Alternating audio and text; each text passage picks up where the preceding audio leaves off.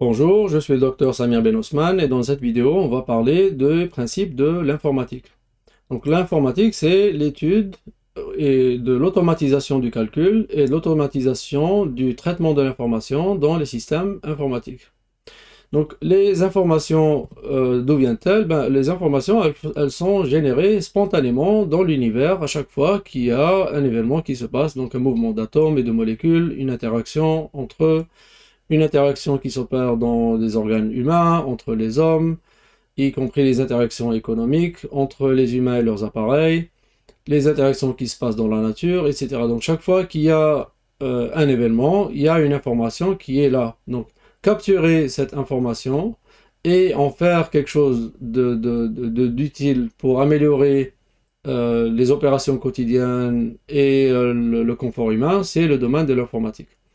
Et donc cette science est née de la découverte que les opérations logiques, c'est-à-dire addition, soustraction, multiplication, opération et opération OU, elles pouvaient être effectuées par des circuits électriques qui sont par la suite devenus des ordinateurs.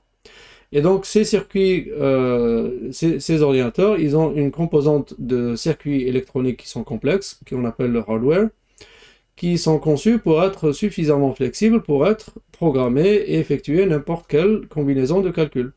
Et donc la façon dans laquelle on les programme, ça s'appelle le logiciel ou le software, qui permet aux utilisateurs de produire divers calculs complexes et sont essentiels au fonctionnement des industries et des appareils modernes. Donc parlons un peu de hardware. Donc les circuits informatiques ou les ordinateurs, ils vont être organisés en composants spécialisés. Et donc, ils peuvent être soit spécialisés dans le traitement de l'information, ça c'est les microprocesseurs, soit dans l'intégration de tous ces composants dans un circuit, ce qu'on appelle, le grand circuit qu'on appelle la carte mère, qui elle aussi va contenir d'autres composants spécialisés dans le stockage des données, ainsi que le stockage des résultats des calculs qu'on appelle la mémoire, ou des interfaces, c'est-à-dire ce qui permet d'interagir avec cette machine, soit des écrans, des claviers, des souris, des microphones, des haut-parleurs, etc. Donc ces systèmes-là, ils peuvent être soit indépendants, tels que les ordinateurs, les tablettes et les téléphones, ou même les superordinateurs, les supercalculateurs, ou ils peuvent être embarqués dans d'autres appareils, c'est-à-dire qu'ils ne sont pas vraiment visibles. Et donc c'est ce qu'on va trouver dans l'électroménager, les voitures, les avions, les fusées, les satellites, etc.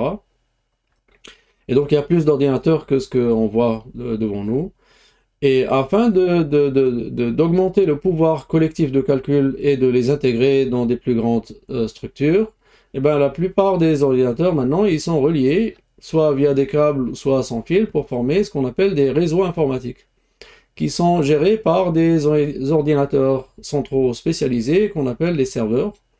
Et ces serveurs-là sont en outre connectés entre eux par un réseau mondial qu'on appelle Internet ou Internetwork ou Web. Voilà un peu pour le hardware. Maintenant, parlons de logiciel ou de software. Donc la programmation logicielle, elle part du principe que bien que le matériel informatique soit une invention très récente dans l'histoire humaine, les méthodes pour effectuer des calculs répétés et ou conditionnels, ils prédatent les ordinateurs de plusieurs siècles. Et en fait, c'est appelé des algorithmes, et ils ont été inventés par un savant musulman qui s'appelle Al-Khwarizmi, qui a donné son nom, Al-Khwarizm, algorithme.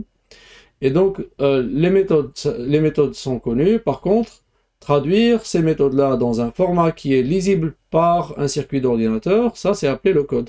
Parce que l'ordinateur, il va être beaucoup plus efficace et rapide à exécuter ces algorithmes que les faire à la main.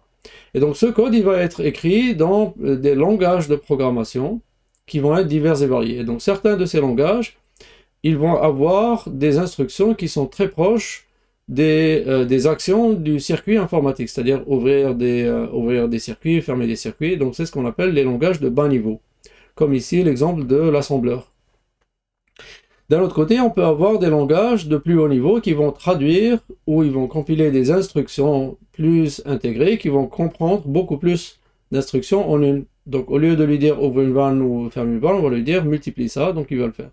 Et donc ils vont opérer des transformations sur les nombres, ils vont ordonner une liste de noms, ils vont traiter des images, etc. Et donc des instructions pareilles vont rendre la programmation ou le codage plus rapide et plus efficace. Et donc plus le langage est intégré, plus il est de haut niveau, et plus il est efficace. Par contre, plus il est efficace, moins il est flexible, parce qu'il va être de plus en plus spécialisé. Et donc c'est pour ça que les langages de haut niveau, ils sont adaptés aux applications spécifiques, comme par exemple la conception de web, ou l'analyse de données, comme Python, que vous pouvez voir ici, ou la programmation d'équipements industriels, et ainsi de suite. Et donc, quels sont les principes même de la programmation et quels sont les principes du codage? Donc, il y a 4 étapes essentielles dans la conception d'un code informatique. La première, c'est bien sûr de comprendre le problème, parce qu'on ne peut pas résoudre un problème qu'on ne comprend pas. Donc, c'est quoi le problème? Quel est le problème qu'on essaie de résoudre? Qu'est-ce qu'on veut? Quel est le résultat auquel on veut arriver? Donc, une fois qu'on a défini ça, on va définir les entrées, les analyses et les sorties de la solution. Et après, par rapport à ça, on va essayer de trouver plusieurs types d'approches pour arriver à la même solution et choisir celle qui est la plus rapide ou la plus simple ou les deux. Une fois qu'on a fait ça, maintenant on va concevoir les étapes logiques que le programme va prendre pour résoudre le problème. Et la dernière étape, c'est le codage du programme, dans lequel on va juste traduire cet algorithme dans le code, dans le langage qu'on a choisi, qui est approprié à l'application. Bien sûr, tout ça, c'est, on va dire, l'approche traditionnelle de programmation, mais de plus en plus, il y a une autre approche qui devient prévalente, c'est l'intelligence artificielle ou l'enseignement d'ordinateur. Donc, c'est quoi ça? C'est qu'à un niveau encore plus élevé que cette programmation, au lieu de dicter une série d'étapes statiques que l'ordinateur doit suivre, eh ben, cette nouvelle approche, elle va produire des programmes qui vont apprendre. Qu'est-ce qu'ils vont apprendre? Ils vont apprendre de données dont on a les résultats. Et on va leur enseigner ces données. Donc, on va leur dire, voilà les données, tu dois me trouver ce résultat-là. Et ça, c'est un bon résultat. Et l'algorithme, il doit lui-même produire les étapes dont il a besoin et gérer lui-même ces étapes-là de manière dynamique et itérative pour produire les meilleurs résultats. Donc, au départ, il aura des résultats qui seront loin des résultats d'enseignement, et après il va s'ajuster encore et encore et encore des centaines, des milliers, des millions de fois pour arriver au résultat exact. Et une fois qu'il est arrivé à ce résultat exact, on peut lui donner maintenant des nouvelles données, et ces nouvelles données, il va nous donner le résultat. Et donc cette approche est beaucoup plus efficace, surtout pour les problèmes dont il y a beaucoup de variabilité, comme par exemple la reconnaissance de visage que vous voyez en bas. Il y a beaucoup de types de visages, beaucoup de types d'éclairage, beaucoup de types d'angles, que ce soit en photo ou en vidéo. Donc il est difficile de dire à l'ordinateur les yeux sont comme ça. Donc il doit lui-même identifier c'est quoi un œil dans toutes les conditions et pouvoir reconnaître ça. Cette approche, elle est en train de se développer tellement qu'il est possible que ça devienne l'approche dominante dans le codage et l'informatique dans l'avenir. Maintenant, qu'est-ce qu'on fait de toutes ces données qu'on est en train de traiter ou dont on a eu le résultat? Eh bien, il faut les organiser. Et donc, les données vont être organisées dans des grands tableaux, entre guillemets, qui sont interconnectés, qu'on appelle des bases de données. Et donc à droite, c'est juste une vue représentative.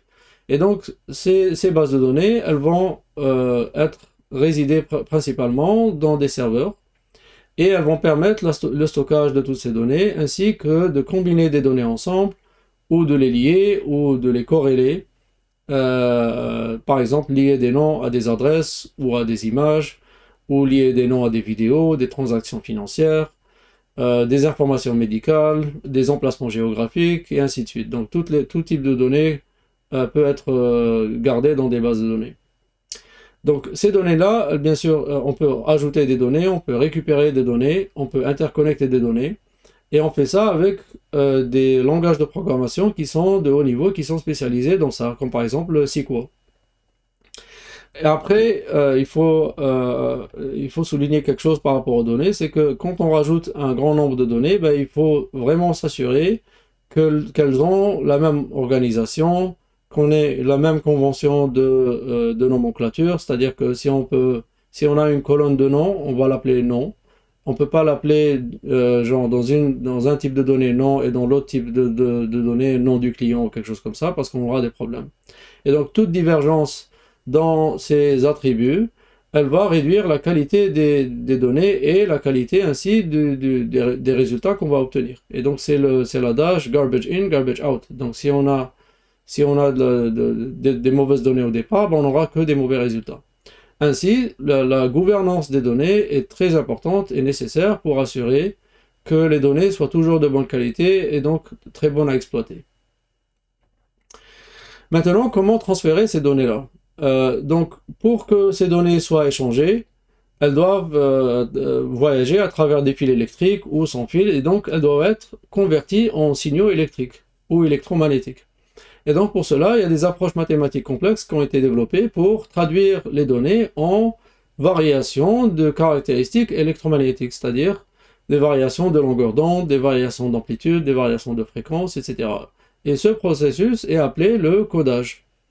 Et donc, une fois qu'on a codé l'information devient des ondes qu'on va envoyer, ou des ondes photoniques ou électriques, etc., qu'on va envoyer.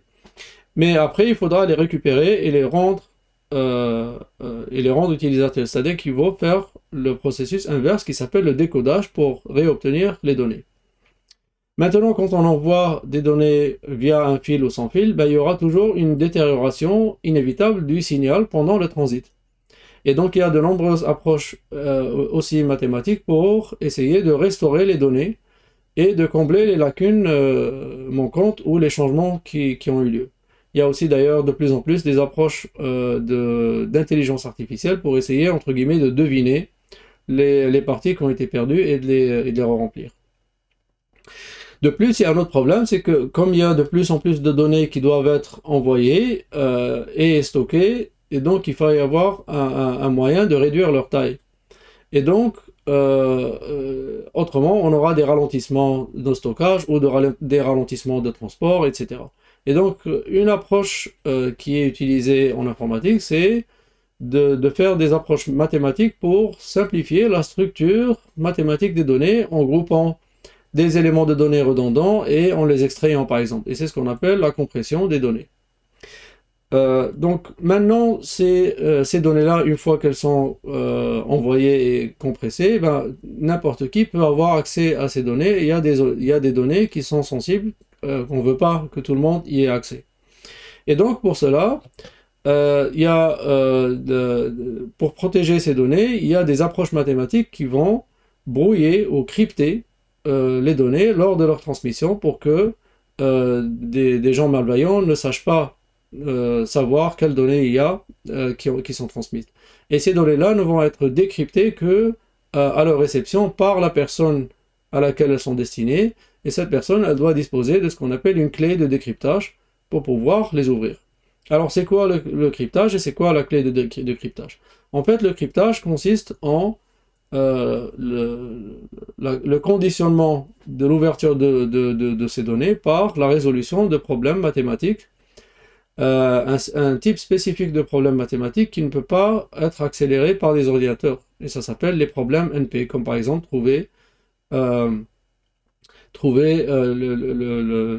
donner un chiffre premier et demander la multiplication d'autres chiffres premiers qui peuvent le donner, ou des choses pareilles. Donc des problèmes mathématiques qu'on ne peut pas algorithmiquement accélérer. Donc on doit tester chaque solution à part, une solution à part, une solution à part, et donc même si l'ordinateur est rapide, il devra tester plein de solutions, il devra tester des milliards de solutions, voire même plus.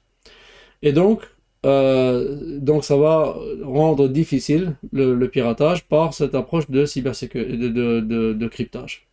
Maintenant, bien sûr, les pirates, ils vont toujours chercher d'autres moyens pour accéder à ces données sensibles et les voler, en créant, par exemple, des codes malveillants qu'on appelle des virus, qui vont exploiter ce qu'on appelle des vulnérabilités dans le système, c'est-à-dire des failles dans les systèmes informatiques pour pouvoir s'insérer et se copier dans ces systèmes informatiques ou dans les ordinateurs qui sont dans ce système et ouvrir des portes qui leur permettent d'accéder aux données avant même qu'elles soient cryptées, c'est-à-dire d'accéder aux données dans l'ordinateur avant qu'elles soient difficiles d'accès.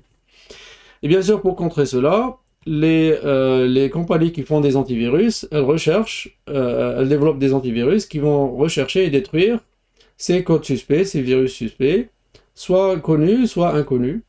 Et ils vont aussi corriger toutes les vulnérabilités qui sont découvertes. Bien sûr, à noter que les pirates, ils vont aussi chercher d'autres moyens, on va dire non techniques, pour avoir ces données-là, et ça s'appelle le social engineering, c'est-à-dire exploiter les failles humaines dans les compagnies et les administrations, par exemple pour se faire prendre pour un employé du système et appeler, et dire que j'ai une réunion urgente et j'ai besoin de cette information, mon ordinateur ne marche pas, est-ce que vous pouvez me l'envoyer sur cet email? Et par la suite, entre guillemets, escroquer les gens et obtenir l'information sensible. Bien sûr, c'est pour ça que dans les administrations maintenant et dans les compagnies, il est pratique commune de former les gens et de les sensibiliser aux tentatives de social engineering et faire même des tentatives de piégeage pour que les gens soient toujours à l'affût de ces actions. Juste pour savoir que, vu que les systèmes informatiques sont de plus en plus complexes, les vulnérabilités vont toujours exister, et donc la cybersécurité est un jeu continu entre les attaques et les défenses. Maintenant, je vais juste finir cette vidéo sur quelques applications de l'informatique. Et donc, comme on a dit au début de cette vidéo, les applications de l'informatique ne sont limitées que par notre capacité à automatiser et à exploiter les informations qui sont spontanément générées dans cet univers. Donc, plus d'informations on peut capturer et utiliser, plus d'applications on aura. Et donc, quelques exemples ici. En santé, l'informatique, elle va permettre la prédiction du diagnostic d'un malade et ainsi du meilleur traitement. En ce moment même, elle contribue à l'accélération de la découverte de médicaments. En économie, elle permet d'automatiser les transactions, de les rendre plus rapides et plus efficaces, et ainsi de rendre la chaîne d'approvisionnement plus rapide et plus efficace. Elle permet de faire un marketing sur mesure, donc c'est des pubs sur mesure. Dans la fabrication, elle permet d'automatiser le travail répétitif via les robots. Dans le transport, elle permet l'automatisation partielle du pilotage avec les pilotes automatiques, mais aussi maintenant l'automatisation des voitures, etc. Et donc il y a bien plus d'applications. En fait, l'impact de l'informatique est significatif tellement que l'informatique est en train de définir une nouvelle ère industrielle qu'on appelle l'ère de l'information. Et en fait, elle ne fait que commencer et elle va dominer la civilisation humaine dans l'avenir. Et avec ça, on est arrivé à la fin de la vidéo sur les principes de l'informatique. J'apprécie vos commentaires, je vous vois dans la prochaine vidéo et merci de votre attention.